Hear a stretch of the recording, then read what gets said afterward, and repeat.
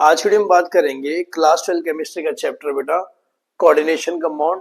और ये हमारा बेटा इंट्रोडक्टरी वीडियो होगा। इसमें मैं आपको बताऊंगा कोऑर्डिनेशन कंपाउंड होते क्या। देखो लिखा है coordination compounds are the compound in which the central metal atom is linked to a number of neutral ion by coordinate bond. बेटा ठीक है बेटा, कह रहे हैं कोऑर्डिनेशन कंपाउंड वो कंपाउंड है जिसमें एक सेंट्रल मेटल एटम लिंक होता है किससे, कोऑर्डिनेट बॉन्ड। सर बेटा कोऑर्डिनेट बॉन्ड बाय डोनेशन और लोन। फिर अब एक समझ देखो, मान लो बेटा मैं कोई स्ट्रक्चर ऐसे लिख दूं, जेड लिख दूं, यहां मैं NH3 लिख दूं और मैं ऐसे लिख दूं तो डब्बे में रख दूं, तो ये बन गया मेरा एक कोऑर्डिनेशन कंपाउंड। उसने क्या क्या कहा था, उसने कहा था एक बेटा सेंट्रल मेटल एटम होगा, हाँ कि ना, कहा था ना उससे सेंटर, तो ये सेंट्रल मेटल है ना।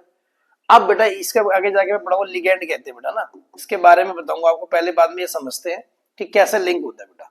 आप देखो NH3 के पास बेटा क्या होते हैं, लोन पेयर होते हैं, लोन पेयर होते हैं। तो ये क्या करता है बेटा, पूरा का पूरा अपना लोन पेयर जो है शिफ्ट कर देता है, ट्रांसफर कर देता है पूरा लोन पेयर।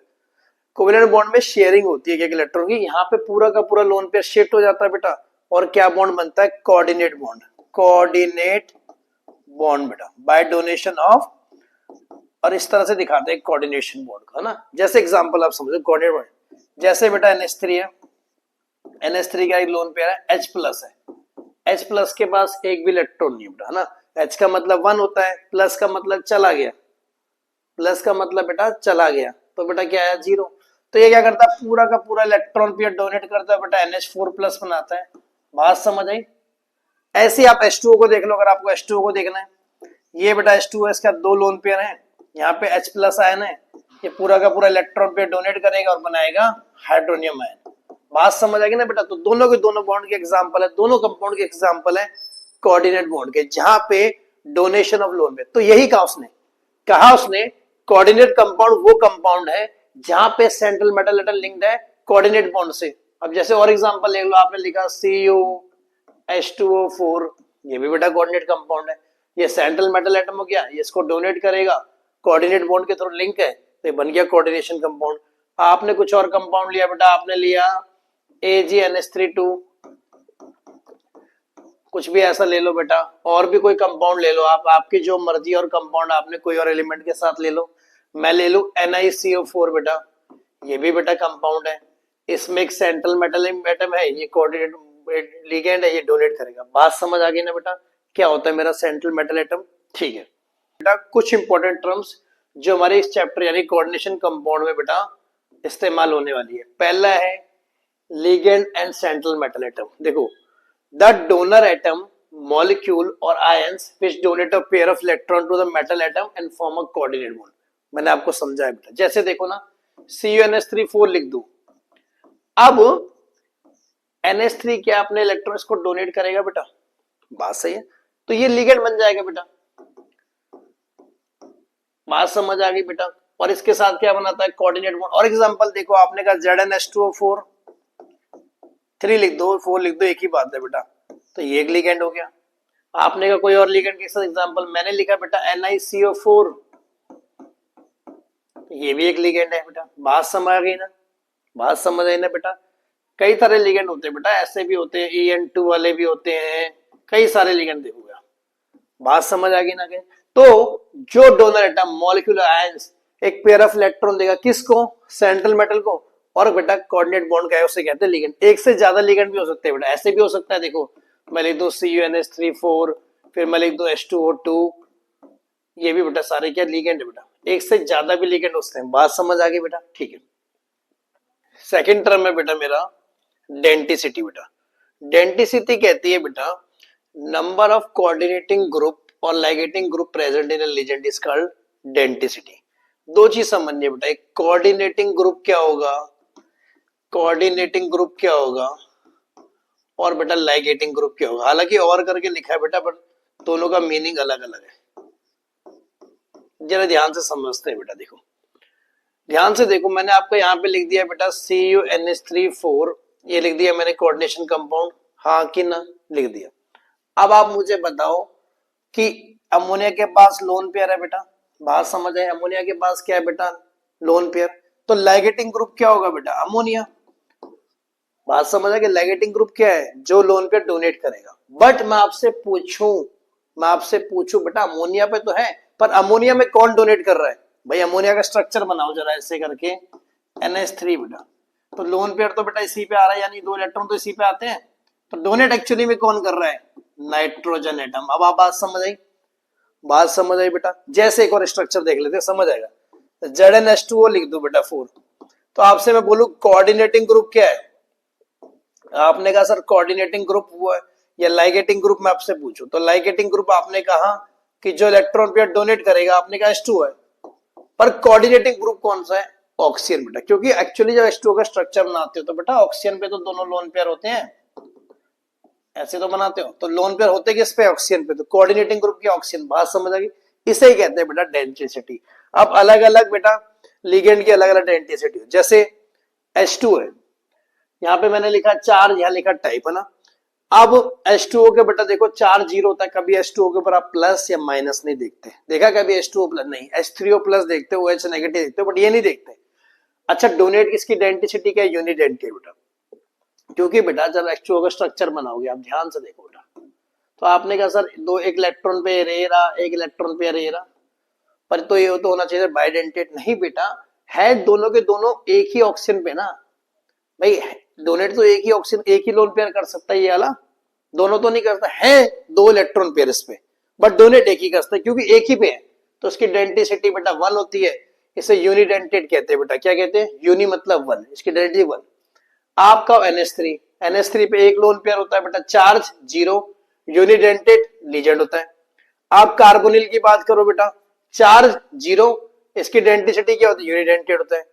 आप इसकी बात करो, इसका नाम होता है बेटा इथेन 1,2 डायमाइन, हाँ कि ना, आगे नेम में बताऊंगा बेटा मैं आपको, उसका नाम क्या होता है, इथेन 1,2 डायमाइन, ठीक है। एक लोन पेयर इस पे यहां होता है, एक यहां होता है, हाँ कि ना। अब क्योंकि दोनों लोन पेयर बेटा अलग अलग नाइट्रोजन पे हैं, तो ये 2 जगह डोनेट करता है, इसकी डेंसिटी 2 हो गई, इसे डाइडेंटेट कहते हैं या फिर बाइडेंटेट भी कह सकते हैं बेटा। ऐसी ऑक्सिलेट आयन है एक लोन पेयर बेटा, यहां इसे कहते हैं ऑक्सिलेट आयन, आगे जाके बेटा नेमिंग में सिखाऊंगा आपको ऑक्सिलेट आयन। इसमें देखो 2 जगह डोनेट कर सकते हैं, डाइडेंटेट लिखो तो या बाइडेंटेट, एक ही बात है बेटा। और चार देखो, एक माइनस ये रहा, एक माइनस ये रहा, चार्ज कितना आ गया बेटा, -2, यहां तक समझ आ गया। फिर चलते नेक्स्ट लीजेंड पे, EDTA। EDTA होती है बेटा इथाइलिन डायमाइन टेट्रा एसीटेट बेटा, टेट्रा एसीटेट। और आपको बड़ा इंपॉर्टेंट याद रखना, ये हेक्साडेंटेड लीजेंड, इसकी हेक्साडेंटेड लीजेंड, और उस पर चार्ज कैसा होता है बेटा, चार्ज होता है मेरे बच्चे, इस पे होता है -4 का चार्ज होता है। नेक्स्ट मेरा बेटा एम्बिडेंटेड लीजेंड। एम्बिडेंट लीजेंड होते हैं unidentate legend containing more than 1 coordinating atom बेटा, वो यूनिडेंटेड जिनकी डेंसिटी 1 हो पर कोऑर्डिनेटिंग एटम एक से ज्यादा हो, उसे क्या कहते हैं, एग्जांपल है बेटा नाइट्रेटो, NO2 को कहते हैं नाइट्रेटो ना। अब NO2 में जब होता है बेटा इस तरह से इसका स्ट्रक्चर होता है, ऐसे कुछ बनता है इसका स्ट्रक्चर ना। अब ध्यान से आप देखो कि ये M मतलब है मेटल, ये मेटल के साथ कोऑर्डिनेशन बेटा नाइट्रोजन वाला कंपाउंड, नाइट्रोजन भी कर सकता है और ऑक्सीजन से भी करता है। जब नाइट्रोजन करेगा बेटा MnO2 बनेगा, और ऑक्सीजन से करेगा तो नाइट्रेटो MONO बनोगे।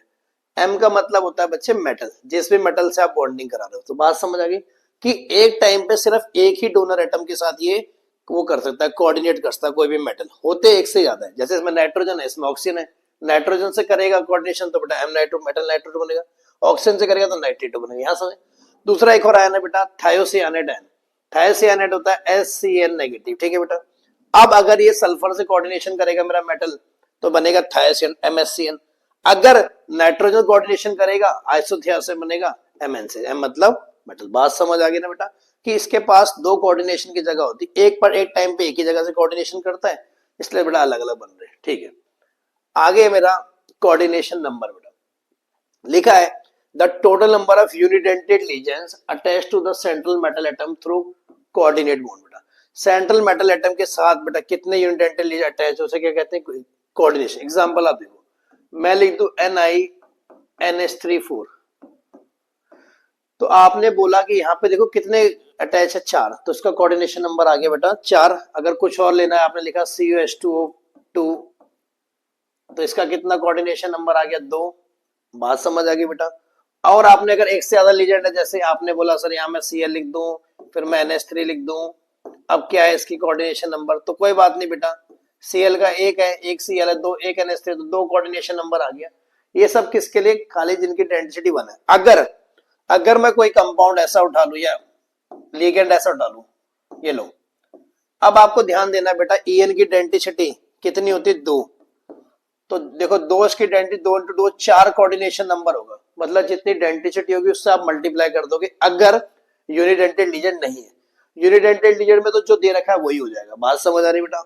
एग्जांपल और समझ लो, आप लिख दो, और कोई देखो, ये लिख दिया मैंने, चलो डाई नेगेटिव। अब आपको पता है यार C2O4 की डेंसिटी कितनी होती है बेटा, 2 होती है, 2 ये रहे और 2 ये रहे, तो कितना हो गया 4 कोऑर्डिनेशन नंबर आ गया। मतलब कोऑर्डिनेशन नंबर में भी define number of coordinate bond, कितने लीजेंड के साथ तो कोऑर्डिनेट बॉन्ड बनाएगा, वो क्या कहलाता है हमारा कोऑर्डिनेशन नंबर। बात करें बेटा कोऑर्डिनेशन स्पेयर कहें या कोऑर्डिनेशन एंटिटी कहें, क्या होता है बेटा, कहते हैं सेंट्रल मेटल एटम कोई ले लो, कोई लीजेंड ले लो बेटा, ये लो, कोऑर्डिनेशन नंबर लिख दो, और जब इनको स्क्वायर ब्रैकेट में रखा जाता है तो उस पूरी टर्म को बेटा, जो पूरी टर्म जो है देखिए बन गई हमारी, इस पूरे को क्या कहला जाता है, कोऑर्डिनेशन स्फीयर। क्या कहा जाता है बेटा, कोऑर्डिनेशन स्फीयर। और इसका एक दूसरा नाम भी, या तो मैं कोऑर्डिनेशन स्फीयर बोलूं या कोऑर्डिनेट एंटिटी बोलूं बेटा, दोनों एक ही बात है, ठीक है। एक चीज और लिखी गई है बेटा, काउंटर आयन। काउंटर आयन बेटा आयनाइजेबल, जैसे सेम एग्जांपल में अगर मैं ऐसे लिख देता, यहां मैं Cl लिख दूं, तो ये बेटा Cl जो है हमारा, ये जो है Cl वाला, ये काउंटर आयन कहलाता है बेटा। मतलब जो ब्रैकेट से बाहर होगा, राइट हैंड की तरफ होगा बेटा, और ब्रैकेट से बाहर होगा, उसे क्या कहेंगे, काउंटर आयन। काउंटर आयन बेटा आयनाइजेबल होगा, जब ये टूटेगा तो ये हिस्सा अलग होगा, ये हिस्सा अलग होगा। बात समझ आ गई ना। नेक्स्ट टर्म में बेटा मेरा ऑक्सीडेशन नंबर और ऑक्सीडेशन स्टेट। कहते हैं oxidation number of central atom, central metal atom क्या निकलता है बेटा, it defined as the charge it carries by assigning appropriate charges to the ligand बेटा, जितना लीजेंड पे चार्ज है लिगेंड पे उसको बेटा दे दो, और equating the sum of charges on the central atom and the ligand equal to charge on coordinate. मैं आपको समझाता हूं बेटा क्या लिखा है। जैसे कि देखो बेटा, मान लो मुझे कॉपर का ऑक्सीडेशन स्टेट निकालना है बेटा, ये ऑक्सीडेशन नंबर, तो जिसका ऑक्सीडेशन नंबर निकालने से x मानोगे, ठीक है। NH3 पे कितना चार्ज है, NH3 पे कोई चार्ज नहीं होता, तो 0। कितने NH3 है बेटा, 4 है, इसको ऐसे लिखना पड़ेगा बेटा, नीचे ऐसे लिखा होता है, ठीक है, तो 4 आ गया।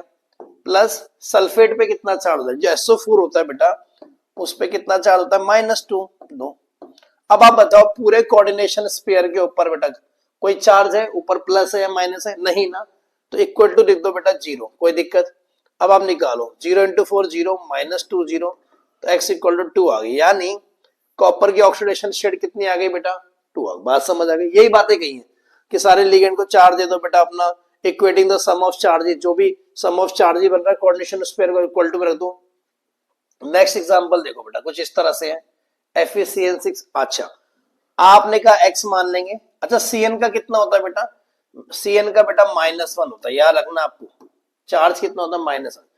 x -1 × 6, कोऑर्डिनेशन स्फीयर के ऊपर कितना चार्ज है, वहां तो 0 लिखा था क्योंकि कुछ था ही नहीं, यहाँ पे आपने कहा सर -4 है, लिख दो x -6 -4, x इक्वल टू 6 -4, तो बेटा कितना आ गया, x मेरा 2 आ गया। बात समझ आ गई। अगले पे चले, चलो अगला है बेटा NiCO4, x लिख दो। कार्बोनिल पे बेटा चार्ज 0 होता है, ठीक है, तो 0 × 4, क्या इसके ऊपर कोई चार्ज है, नहीं, 0, तो कितनी ऑक्सीडेशन स्टेट आ गई इसकी, 0। बात समझ आ गया ना बेटा, कि आपसे बोले ऑक्सीडेशन नंबर निकालना, ऑक्सीडेशन स्टेट निकालना है, आपने जितने भी लिगेंड उनको चार्ज रख देना, उनका जो भी है प्लस माइनस जो भी है, और इक्वल टू रख देना जितना चार्ज आपका कोऑर्डिनेशन स्फीयर पे आ रहा है, ऐसे करके आपकी क्या निकल जाएगी, ऑक्सीडेशन स्टेट। नेक्स्ट है बेटा मेरा charge on the complex ion. बेटा किसी भी कॉम्प्लेक्स आयन पे चार्ज कितना होगा, देखो कह रहे हैं charge by a complex ion is the algebraic sum. बेटा सम होता है किसका बेटा, सेंट्रल मेटल आयन पे कितना चार्ज है, लीजेंड पे कितना चार्ज है, कोऑर्डिनेटेड, तो दोनों को मिला के जो बेटा चार्ज बनता है बेटा वो क्या कहलाता है, हमारा चार्ज। जैसे एग्जांपल ये मैंने स्पेशल लिख दिया CnH3 CxCl3 बेटा, अब इसमें सेंट्रल मेटल पे कितना है, इस पे कितना है, इस पे ना, तीनों को जोड़ के जो चार्ज बनेगा बेटा, क्योंकि ये भी तो देखो लीजेंड ही है, वो क्या आ जाएगा हमारा charge on the complex ion. इस वीडियो में हम करेंगे इतना ही, इससे आगे मिलते हैं नेक्स्ट वीडियो में। जय हिंद।